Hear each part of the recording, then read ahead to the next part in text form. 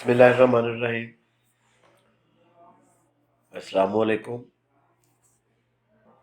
جیسا کہ آپ کو معلوم ہے کہ ابھی 15-20 دن بعد رمضان المبارک کا آغاز ہوا جاتا ہے، تو بڑی افسوس سے یہ کہنا پڑتا ہے کہ پاکستان میں رمضان شروع ہوتا ہے تو چیزوں کی قیمتیں ایک دم آسمان پر چلی جاتی ہیں۔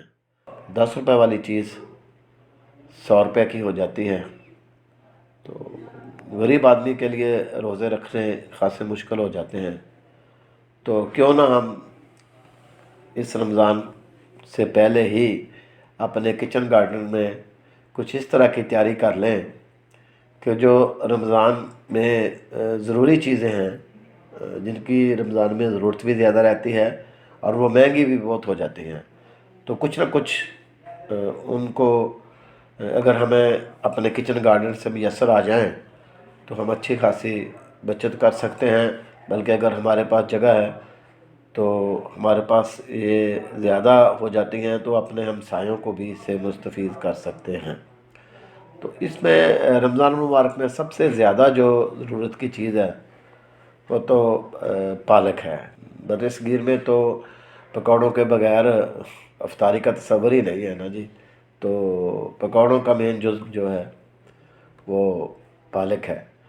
تو پالک، دھنیا، ٹماٹر اور سبز مرچ، یہ چیزیں اگر آپ کو روزانہ کی ضروریت کے لیے آپ بازار سے خریدیں تو رمضان میں شاید 200-250 کی آئیں گی۔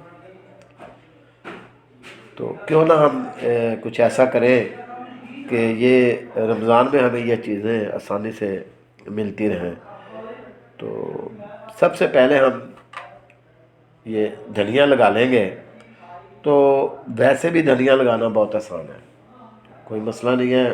کئی ویڈیوز یہاں میرے چینل پہ بھی پڑی ہیں، آپ اور جگہ پہ بھی دیکھ سکتے ہیں۔ تو 4-5 بڑے گملوں میں یا کوئی 2-3 فٹ جگہ پہ آپ دھنیا کاشت کر لیں۔ 25 دن کے لگ بھگ وقت رہتا ہے، مارچ کے دوسرے ہفتے میں رمضان کا آغاز ہوگا، تو توقع ہے کہ تب تک آپ کو دھنیا ملنا شروع ہو جائے گا اپنے کچن گارڈن سے۔ بلکہ اتنا ہو جائے گا کہ آپ اپنے ہمسایوں کو بھی دے سکتے ہیں۔ تو اتنی ہی جگہ پہ 2-3 ٹرن میں آپ اگر پالک کاشت کر لیں گے تو جتنی کی ضرورت ہوتی ہے پکوڑوں کے لیے پالک کی نا، وہ آپ کو روزانہ تازی مل سکتی ہے۔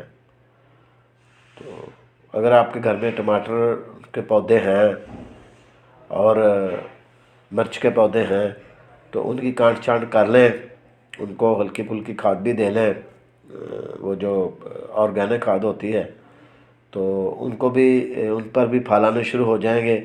اور اگر پودینہ لگا ہوا ہے تو پودینے کو بھی ایک دفعہ اس کی کٹنگ کر دیں تاکہ نئے طاقتور پتے نکلیں 15-20 دن کے بعد۔ تو آپ پودینہ کو تو آپ توڑ کے بھی رکھ سکتے ہیں، آپ کی فریج میں محفوظ پڑا ہوگا، تو آپ کو بڑی آسانی سے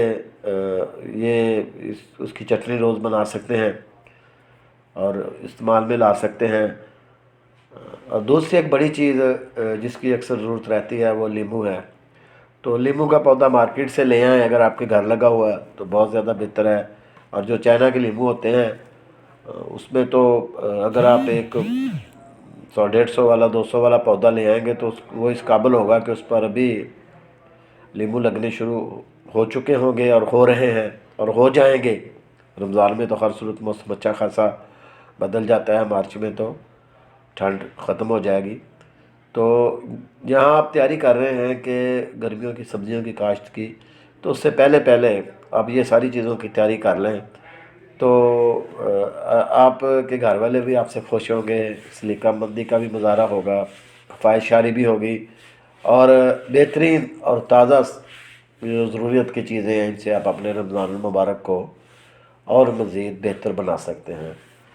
تو ٹھیک ہے، آپ دوسری چیزوں کی بھی کاشت شروع کر رہے ہیں۔ اگر آپ کے پاس جگہ زیادہ ہے تو پھر تو بہت اچھی بات ہے، لیکن اگر آپ کے پاس کم جگہ ہے تو یہ چیزوں کی کاشت ضرور کریں، اپنے لیے، اپنی فیملی کے لیے، اپنے ہمسایوں کے لیے۔